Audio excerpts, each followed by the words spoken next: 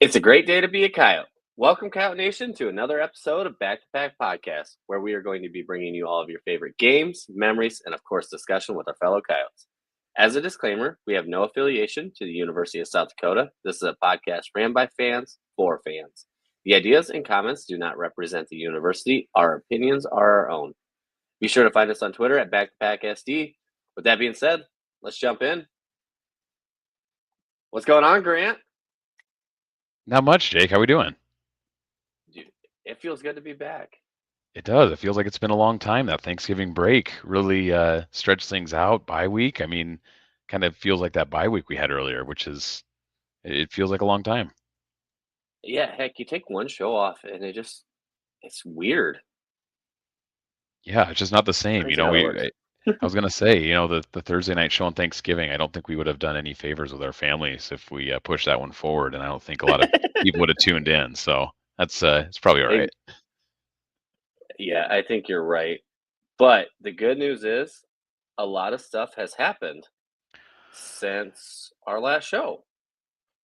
Yes, a lot. That's exactly right. We've had a lot of action that both involve the Coyotes, the Missouri Valley, the first round of the playoffs. A lot of action. I mean, if you're a college football fan in general, this is the best time of the year, right? You've got FCS football playoffs going on. You had rivalry week this week, and then followed up by conference championships this weekend. So I was going to make the joke at some point this week that while the rest of the country's getting ready for conference championships, the Dakotas, Montana, Idahos of the world are dialed in to the FCS playoffs at this time of the year. Mm-hmm. Yeah, exactly. I think the best part about bye week, though, too, for us, we didn't have to stress this weekend. No stress, right? I mean, it's No just you get to stress. sit. Well, you had to stress a little bit with Iowa State, but for the most part, Ooh. didn't have to stress about the Coyotes. You know what? 10-win season finally happened for the Cyclones. Looking for both my teams to win their respective conferences. Crazy enough, USD obviously wins the Missouri Valley, but last time Iowa State won a conference, guess what conference they were in? The Missouri Valley. Oh, So, wow. yeah, it's been a few times around the sun since the last time Iowa State's won a conference. But I don't think I would have guessed that if you gave me 100 guesses. I was running the numbers thinking they were like in the Big Ten or the MAC or something. But yeah, that's been a minute then for old Iowa State, huh? yeah, unfortunately being drugged through it time and time again. They keep reminding us the Titanic sank the same year. So it is what it is. We're here to talk some Coyotes. That's right. We had some fun today. A lot of great news came out on the Coyote side of things.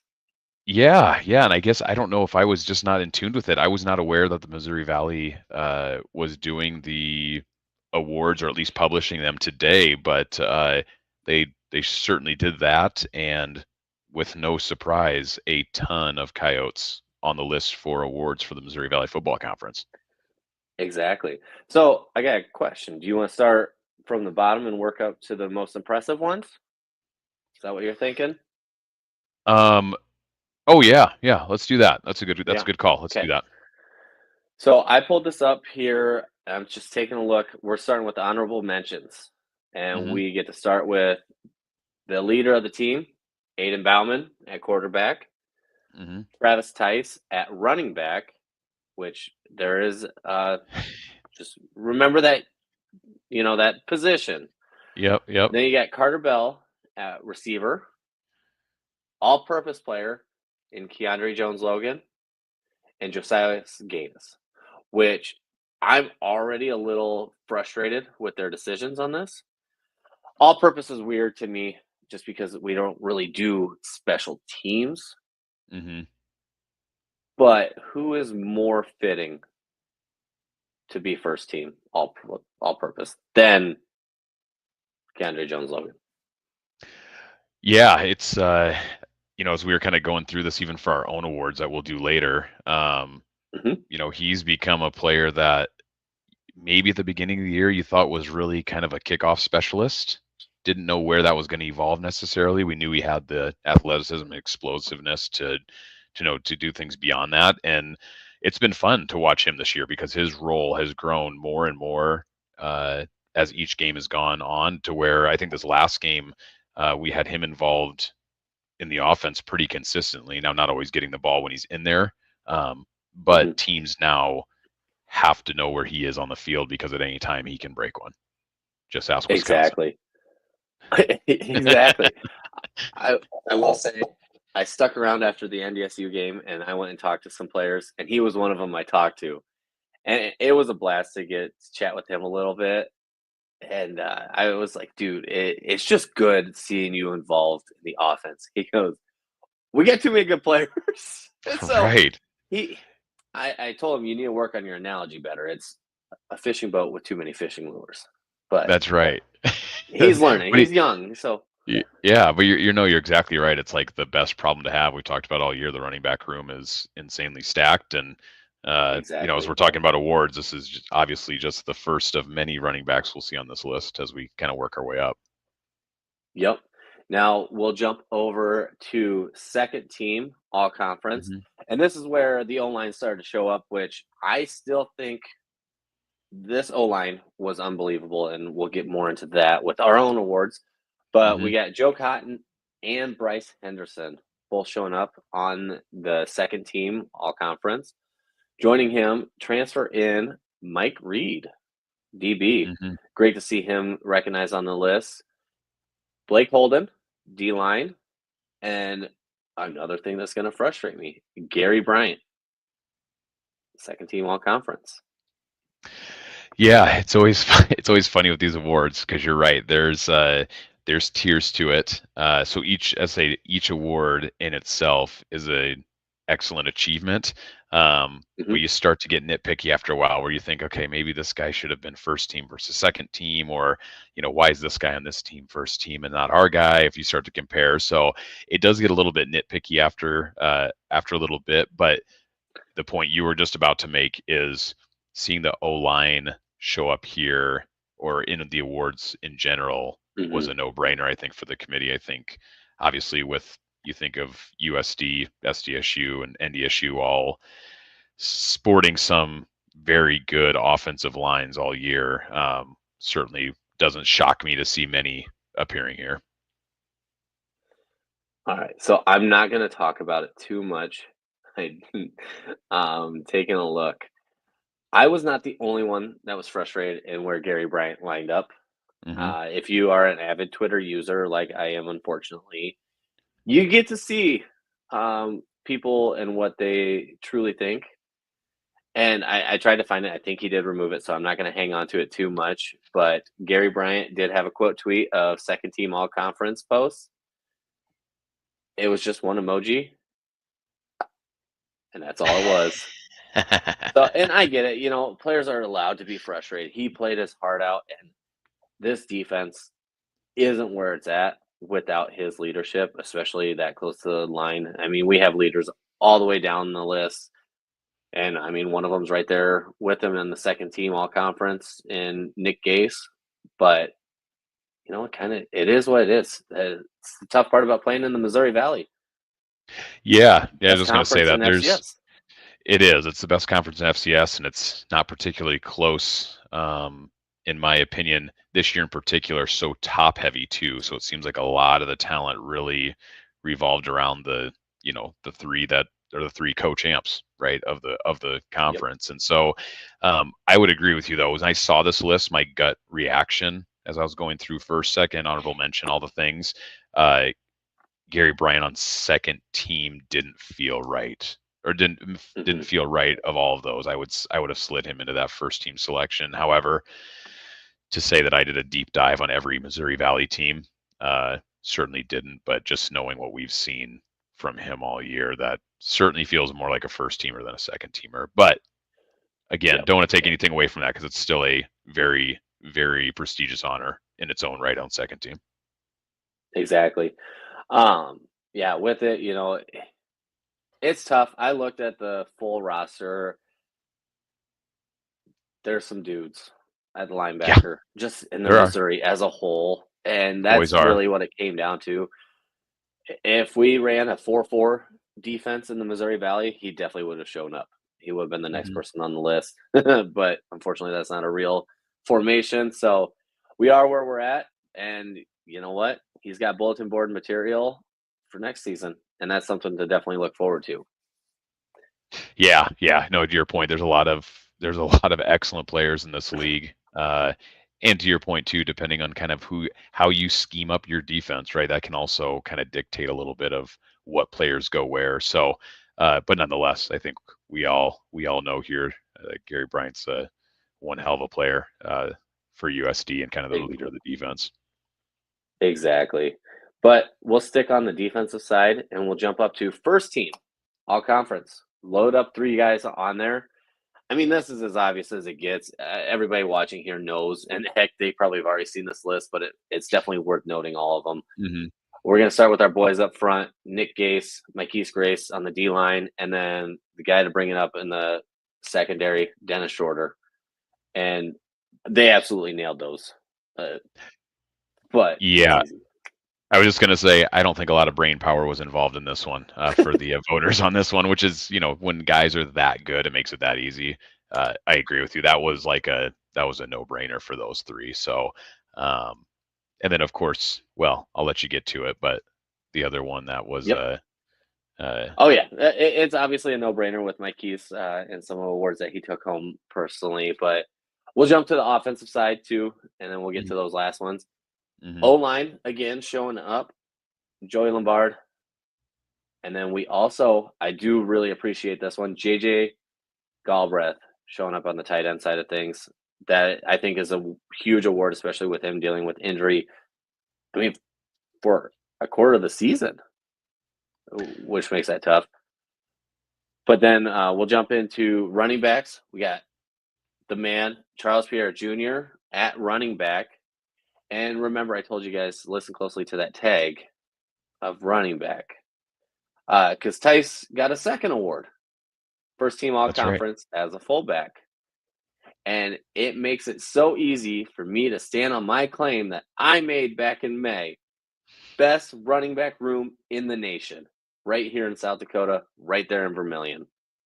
Yeah, I mean, I was just gonna say that gives you all the ammo in the world, right? You've got a first team running back in Pierre Jr., Mm-hmm. first team fullback in Tice, honorable mention running back in Tice, and Third then team running back in Tice as well. third team running back in Tice as well, and then also Jones Logan, all purpose, has our RB3. So I I'm trying to think. I could be wrong. Not that I pay attention to that, but I have a feeling that doesn't happen very often, where RB 1, 2, and 3 all are showing up in postseason awards or regular season awards. Excuse me. No, it really doesn't. Um, there's obvious fans out there in my mentions when I bring up the best running back room in the nation. It's Hmm. only one, which is actually funny to me. They were very quiet, and they're showing from their team in the all conference teams definitely does not solidify their argument back that they No, have the best running back room. no. I think to your claim, I think the Missouri Valley Football Conference Awards really help solidify that. Now people will disagree, and there's a little objectiveness to it, but for the most part, it seems like the voters agreed that this running back room is top tier. Maybe really, I think to your point, the argument probably goes further outside of is it the best running back room in the nation? I would say yes.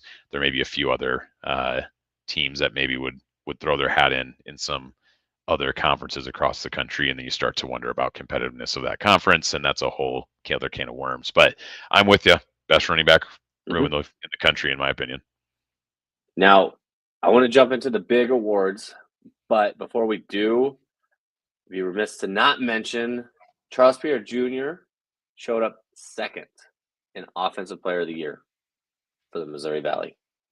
So big, big accolades for him. I Yep. mean, to do it with an all conference first team running back in the room with you, Right. that tells you how good you were and then how good we were. It's just everybody says the we before me. Well, the we Yeah. and the me are the same in this situation. It's just crazy how good Yeah. it went. Well, that's funny too because you see both running backs in the awards. You talk about Pierre finishing second for offensive MVP, but then you have our offensive line, which it's like, well, of course, right? We've got some of the best running backs in the country because we have such a good offensive line, and they've run blocked so well this year. They've actually pass blocked just as well as they have run blocked this year Exactly. too. But yeah, so it's really fun to see all those guys on there and. Um, like to your point too, really like seeing that many offensive linemen. Exactly. Well, and it's easy to become one of the best O lines in the Missouri Valley in the nation when you have to go up against 2024 Defensive Player of the Year, Mike Keith Grace, every day at practice. Yeah, there and Absolutely that's I mean, unbelievable.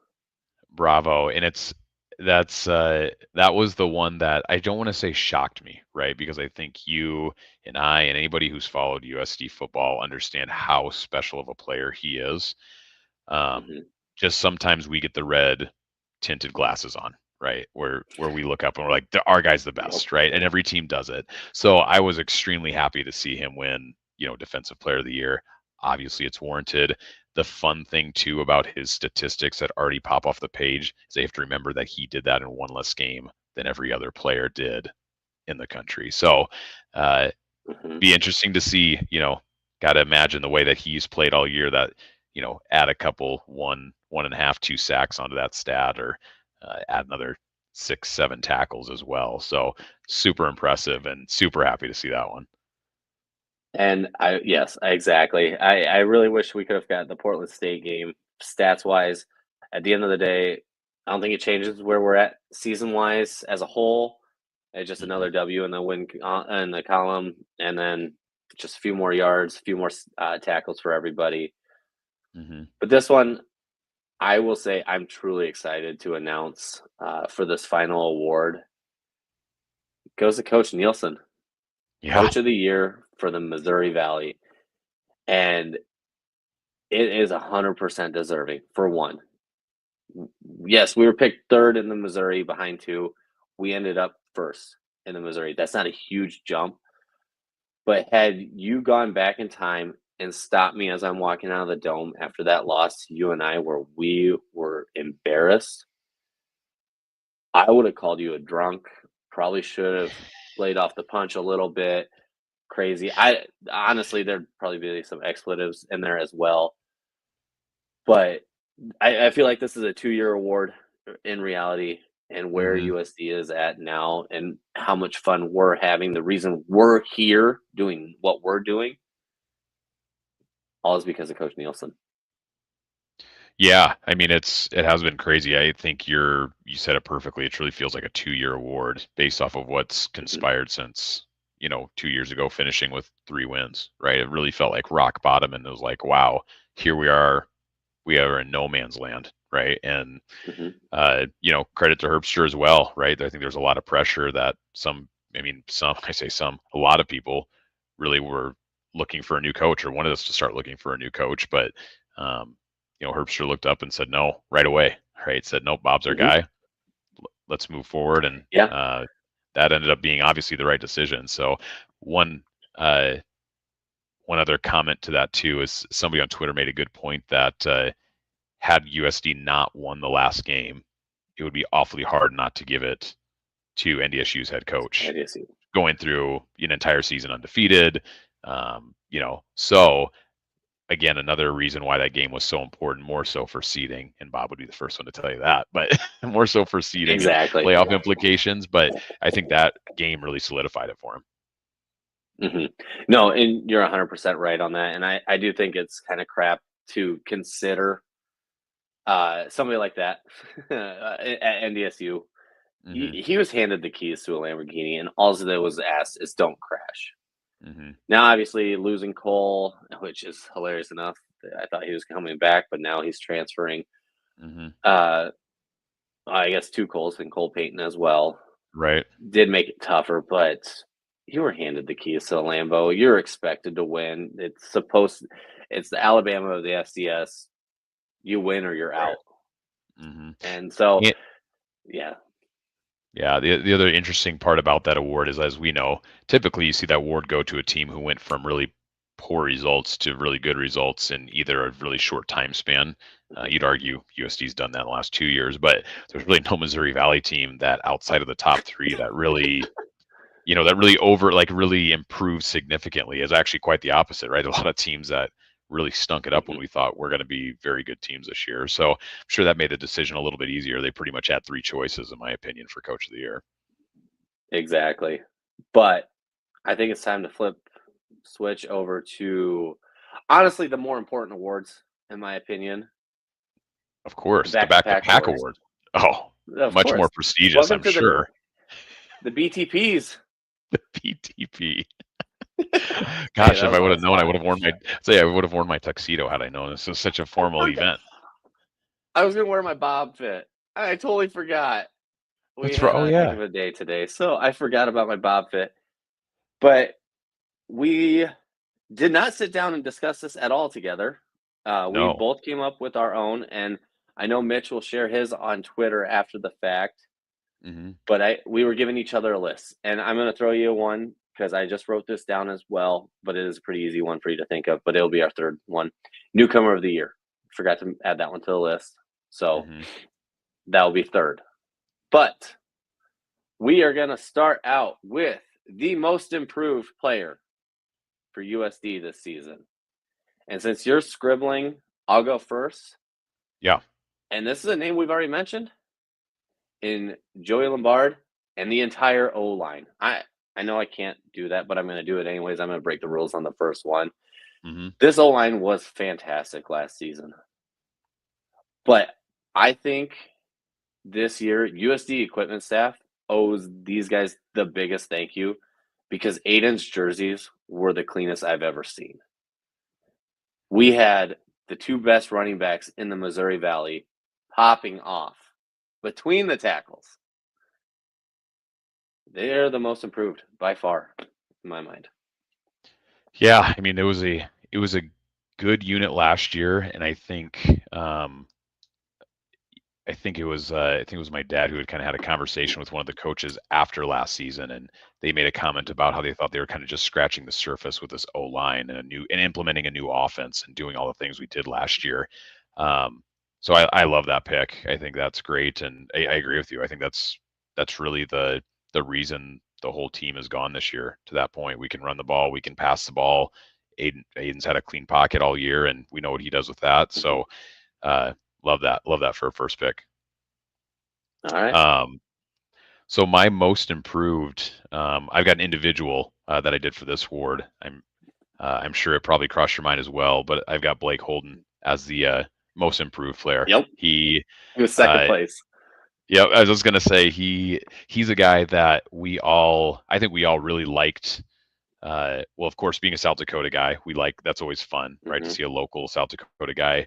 Um, but also too, I think it was a guy that we always saw a lot of potential in. I think this year he finally um, has really had a coming out party, if you will, right? To Yeah. really just be a solid contributor. And he's a guy that we talk about all the time with our group. We're like, watch Holden. That guy's motor is 110% every single play. There's no plays off with him.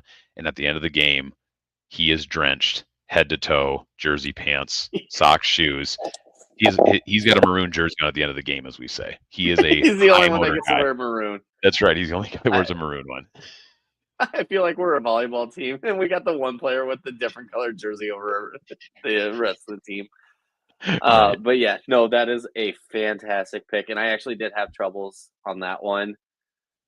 But I did like the O line as well, and so I like this though too because we're going a little bit different directions. Biggest surprise. This is someone we expected something from, but they still blew out your expectations.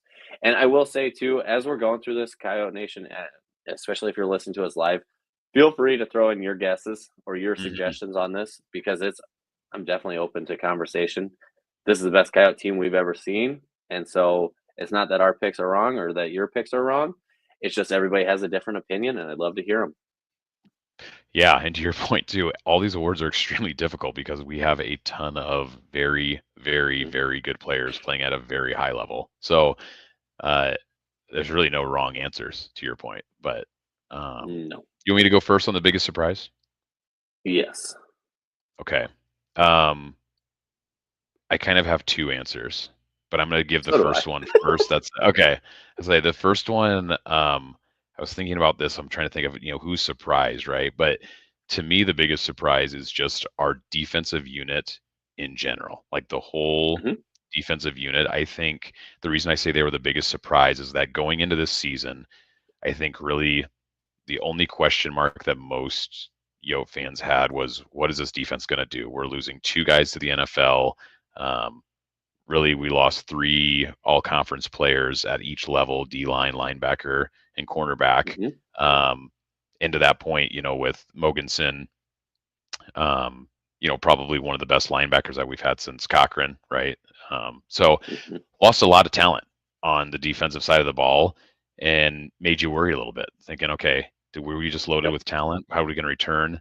Uh, a great surprise. Turns out it's an elite top three defense in the Probably entire better country, and for sure better. That's the than last crazy year. part. Sorry. Yeah, for Yeah. sure better than last year, which is insane to say because last year's defense is really what kind of rode the boat last year. So it's Mhm. yeah, that's would be my biggest surprise. I'll flip it over to you before I give my second part in case you hit my second part. So, I mean, for the most part, you hit it right on. The line or the defense was really a question mark in a sense. I know we all could trust Coach Johansson and Hmm. his staff that he has put together on the D line or the defense, but what they did was unbelievable. And actually, mine is on the defense as well. It's going to be Gary Bryant. I mean, he was handed the keys to the defense Hmm. on this. The torch was passed to him. There were expectations for him coming into the season, but he 100% blew them out of the water. And Hmm. there were times where, yeah, we went into our uh, linebacker depth, try to get other players out there, and we immediately knew Gary wasn't out there. Hmm. And it's not that our other linebackers are poor. I mean, they're fantastic, but his decision making is instant, and I know he's doing his best to pass on what he knows to the people bringing up behind him. Yeah, and I was just going to say that's actually what I have written down is Gary Bryant is the other individual, right? Because that's immediately what I wrote down, and then I kind of went, well, actually, really the whole unit, right? Because we had so much Oh to yeah. fill in from last year. So, yeah, you and I are on the same wavelength on that one. So, and then my second one actually isn't there. My biggest surprise is actually going to go to Mikey Munn, true Mm, freshman, yeah. burned his red shirt. He held it down on special teams, whether it was kick return, kick off, punt return, or even punt. He was on all four of those, and he did a fantastic job. And I'm really excited to see what the future holds for him as a true freshman with no red shirt. Hmm. And Yeah, speaking of red shirt, one thing to remember is as we enter the playoff, no red shirt eligibility is burned in playoff games. So I love something to this keep rule. an eye. Yeah, it's a great rule. It's a perfect rule. But something to keep in mind as we may see some more faces that maybe people aren't so familiar with in the playoff that maybe they've been practicing, looking really good, but we're trying to hold on to that red shirt. Look for maybe Mhm. some younger guys to get a little bit of action here the next couple weeks. Red shirts off. All right. Hmm. Offensive player of the year. I think we're going to go through these very easily and unanimous, Hmm. but I don't want to also guess either. Offensive player of the year on my part, none other than Charles Pierre Jr. I What haven't we said yet? Yeah, I was gonna say it's a pretty obvious it's an obvious choice. The Missouri Valley Conference agreed, right? They agreed that he's the best running back, if you will, in the conference, finishing second behind a quarterback. So, um, Yep. Behind the him, Walter Payton quarterback. Correct. Yeah. Cam will be winning the Walter Sorry. Payton as well, unless we have another Strevler situation where the voters get weird and squirrely with it. Um, but no, I think Pierre's the obvious choice. But it's almost hard to put Pierre in there without Tice, and so I have both of their names written down, which is weird because they play the You same. didn't you But didn't work your awards properly then. well, I was Say gonna say, that. well, yeah, there's a lot of arrows on my sheet as well because you're right. But I do. I have Pierre and Tice both on this Yep. because, to your point, Fair. he fullback and running back. Hmm. I think you think about the two games that Pierre struggled in, Tice really stepped up. Yep. Against NDSU and SDSU. Um, Tice really took on the load there. So again, really no wrong answers with that as well. I think the one thing that I thought about too, from an offensive player perspective, um, because of injury, JJ maybe isn't going to get as much love. I was glad to see that the Missouri Valley did give him his flowers, right? All the love. Even though that he missed a majority of it, but certainly could have him in the mix as well. Exactly. All right. Defensive player of the year. I thought offense was going to be unanimous, but this one is unanimous. Yeah. Or am I wrong? Okay, No, it's you weren't great. giving me any tells there. No, no, It's no. Mike Grace. Yeah. His jump, not only from last season to this season, but jump from game to game, just kept getting better and better. And I mean, it's hard to argue with the Missouri Valley when they get it right. So we're just going to go with what they did right. Yeah, and keep in mind he's a finalist for the National Defensive Player of the Year as well, which I believe they've cut that list down to 15 as of last week. So Coyote Defensive Player of the Year check. Missouri Valley, wouldn't surprise me to see one more. The BTP's award is the biggest one, though. We all know that. That's the one he's saving room on the mantle for. Best single game performance of the season. And I can get us started. You should go first because I may have missed this one. No, you go on this one because I think I missed this one. Well, this is the one you got to see in person, anyways, and it wasn't even in Vermilion. It's going to be Charles Pierre Jr. up at UND. We had well over 500 yards of offense. If I remember, I think we actually got to 600, and he almost had half. I believe he ended the game at 275 yards. I was just going to say, and actually, sorry, I do have it written down, and that is the game. I'm sorry. Go ahead. Yes, I have it pulled up. Yeah, 173 yards rushing, 75 yards receiving. I believe 3 touchdowns. I don't have that in front of me, but I believe it was 3 touchdowns. Yep. No, it was an unbelievable performance by him on this, and I think that's really where it's at. I did write down a second performance, though, and maybe it's because I called this one too, and that's why I like it even more. But Dennis Shorter against SDSU, the game's not even as close as what it is as what it was without him. He forced the biggest fumble of the game. I mean, he hit him so well. He hit it so properly that it bounced the ball straight up into Grace's hands. Like, you can't ask for a more perfect play. His ability to knock the lights out of any receiver that tried to touch the ball was perfect. But I think that was also our defensive best single game performance of the season.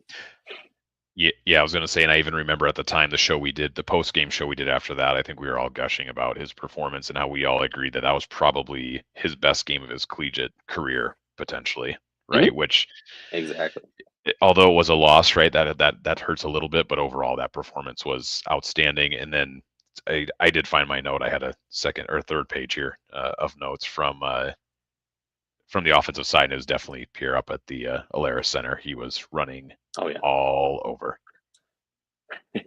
Now, I am jumping back up because we forgot to do this one. I forgot my arrow. Newcomer of the year. And so this goes out to any transfer that came in this season. I obviously have all the love in the world for Cron Adams, and I think he definitely is deserving of this award. But someone that I don't think has gotten enough love is going to be Nate Ewell, lined up Hmm. right next to Gary Bryant. He has been an anchor in his only season here at USD. He's shown out, and he showed that his jump up from D3 to FCS was worth it, and Hmm. he showed out. Yes, yes. I think you're right. That's the crazy part is going up from D3, and that's the beauty of college football. Is that you have an opportunity to do that. So I love that pick. And to be honest, I guess I didn't think about it until you just said it here. So I'm glad you brought that one up because that's a great one. Um, Yep, the one that I had written down, I guess I have transfer and newcomer of the year. They're the same thing, but Mike Reed, right? I think yep. that's uh, another one. I It think a was pretty obvious one, which, in fairness, I think we had high expectations. I think he had high expectations as well when he came to yep, South Dakota, because especially when you come from another FCS school, um, you're coming into still the same level, but a much different, especially from Monmouth to South Dakota, right? The gap is large. It's extremely large, yep. whether people want to hear it or not, right? The bottom of the FCS and the top of the FCS could be three different divisions, quite frankly. So, um, Exactly. I mean, he's been an anchor. He's been a guy that we've relied on since the very first snap of the year. So it's Reed for Yeah. me. Well, and let's talk real quick just about the hit percentage on these transfers this season. We obviously got Hmm. Cron Adams, Mike Hmm. Reed, Nate Ewell, Carter Hooper, Jonathan Bunce, Adrian Hawkins.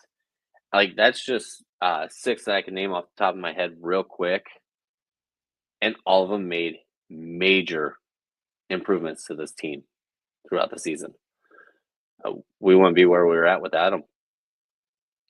Yeah, right. That's the crazy part too, is that when you bring in transfers, you really don't know, right? You have a pretty good feeling. Obviously, Mhm. coaches vet that out just like they do a high school recruit, and probably even more at times. But you really truly don't know until they get here. So to see that many guys contribute right away, I think that's going to be a theme that becomes pretty common, especially as we see these roster sizes cut down in college football.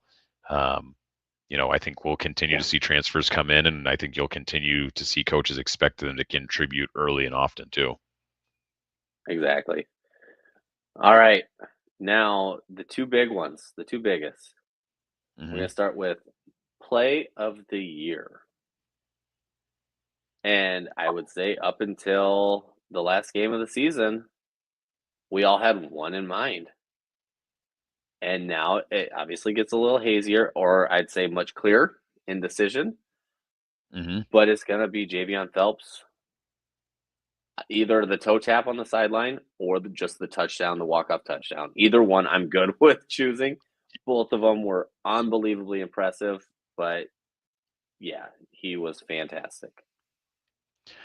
Yeah, I mean you're exactly right. That's the two that I had written down. Right, we have the SDSU forced fumble, scoop and score, uh, as Hmm. one play that again at the time that game felt really bad and went from really good in a matter of one play. So Right that after play the was pick, the fan. fumble. You're right. The pick, right? Exactly. Threw the pick and then immediately turned it into a score. So, um, I think if we're talking about an individual play, that one probably gets the slight edge. Um, However, you're right. The walk-off touchdown, that play itself, with what was at stake, is probably the next one.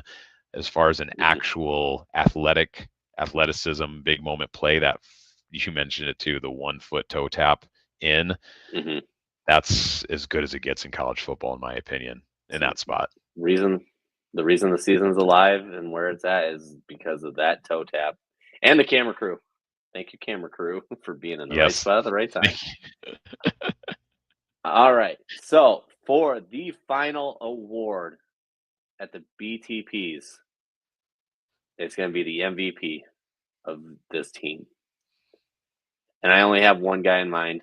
I mean, he was the favorite to win it at the beginning of the season. and he solidified himself not only as the MVP of this season, but truly, I want to say a Mount Rushmore Coyote in Travis Mhm. Tice. Mhm.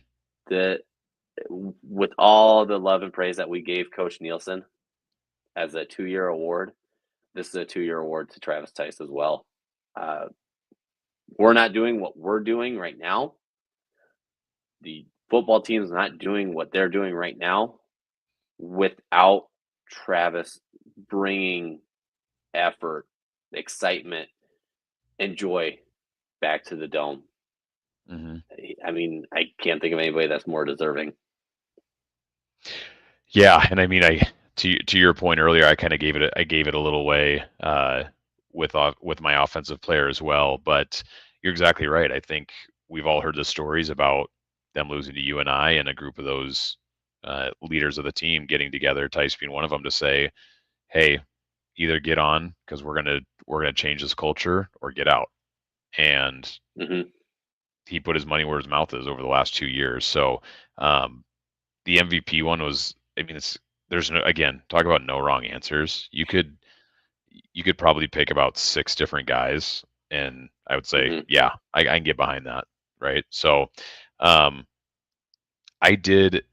So for MVP again, it's hard not to think of like a Gase or a Grace or Hmm. Tice, um, you know even Joey Lombard, right? I mean, talk about a guy who's been at it a long time. But for me, I went with QB1, Aiden Bauman, Hey, I love it.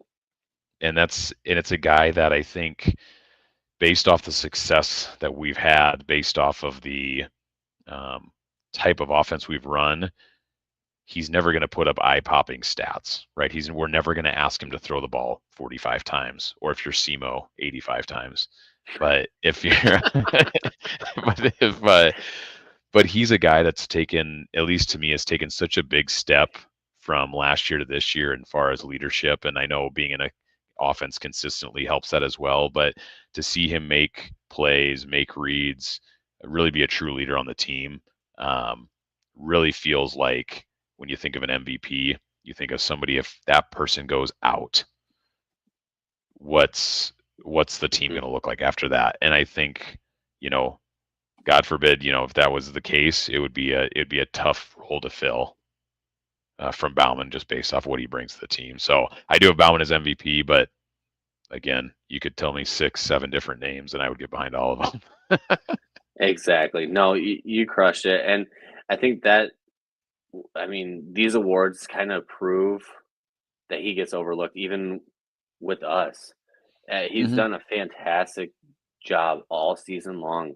We're not where we're at without him as well. I've been a big fan of his, but just everything USC has done it just overshadows what he's done. Hmm. But he's also the guy that makes everything go. Hmm. Now, I will say one other plug on oh, that. go ahead. I am a huge quarterback efficiency fan, and Hmm. Aiden embodies that to the core, right? So I should say, every pregame, postgame, you hear me talk about efficiency, and every single time we're talking about how efficient Bauman is. So those numbers are more important to me than the 40, 50, 85 passes in a game. Yeah, exactly. So, in preparation for this show, I wanted to look into my stats and whatnot of this. Now, the only thing that I think helped keep Tice from becoming a unanimous selection for the MVP all comes down to his quarterback stats on the season. He was 0 of 2 with one interception and a quarterback rating of negative 100. We just gotta, you know what? We gotta get those QB stats up, Tice. That's all. That's the only thing that was holding you back. I've never seen a quarterback go negative, but I have to give him a hard time with that one. That's funny. Oh, that's funny. But yeah, no, I will say I feel pretty good with the awards that we gave out. It was hard to write these down. My list kept getting longer and longer as I did this. Hmm. The only other award that I want to give out, and I didn't talk to you about this, Grant, just so you're aware, but We have Fan of the Year award that we need to give out too. This one was a tough one to really narrow the list down on. And so what I've decided on this award is going out to every single person that was at all 6 home games. Mm-hmm. There you Every go. person that didn't test the hinges on their seat, that stood up, made the games more memorable, yelling, cheering, enjoying it all. But I also want to give a special thank you to all the Coyotes that joined us in the bob out. Mm-hmm. You guys made that game so much more fun. It was Indiana State. They didn't score a single point. It was a blowout. But each one of you guys made it more fun, and I can promise you, we don't know what next year holds, regular season wise, and we still have the playoffs to go through. But it's going to be just as much fun next season too, Mm-hmm. and it's going to be fun to learn all of these new names, all these new faces. So hang in there. We're going to have a lot of fun. Yeah, to your point too, season number 2 is upon us. Obviously, we'll talk a lot more about that on Thursday. But I'm excited for the playoffs. This is what you play football for. And to your point too, Coyote fans, I know this excitement, this enthusiasm, this fan base is going to continue to grow and grow and grow, as we've seen it grow this year as well. So, Yep. looking forward to it. I will say for any, I guess we'll talk more Thursday, but for any Coyote fans that watch some of the playoff games, um, last Saturday, some interesting things to take away from that, and some interesting Mm-hmm. games that are coming up. So, not only our own game, but lots to watch around the FCS. Exactly. Well, perfect. I will say to anybody that is new here, please like and subscribe on YouTube because we are at 44 subscribers currently. Once we get to 50, we have the ability to go live anywhere. I really don't know what that looks like, but it'd be really cool to do a live show from Frisco. So I like that if you've idea. already subscribed, please get your buddy to subscribe as well. That's right. Live show from But like always, Frisco, Tailgate, Dakota oh, Dome. Who knows? exactly. But like always, go Yotes. Go Yotes.